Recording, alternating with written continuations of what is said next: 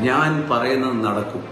ആ level of ഫെയ്ത്തിലേക്ക് പുതിയ സൃഷ്ടി വളരേണ്ടത്. നിങ്ങളുടെ ശരീരം, നിങ്ങളുടെ അവസ്ഥകൾ, നിങ്ങളുടെ ഏതൊക്കെ സാഹചര്യം നിങ്ങളുടെ വാ തുറന്ന് പറഞ്ഞാൽ അത് കേൾക്കും, അതിൽ സംഭവിക്കും എന്ന് പറഞ്ഞാൽ, നിങ്ങൾ നല്ല വാക്ക് പറഞ്ഞ് നിങ്ങളെ തന്നെ അനുഗ്രഹിച്ചാൽ നിങ്ങൾ തൃപ്തരാകും. ജീവിതത്തിൽ എല്ലാ അവസ്ഥകളിലും ഇല്ലായ്മ പറഞ്ഞു പോയാൽ ഇല്ലായ്മ തന്നെ വരും.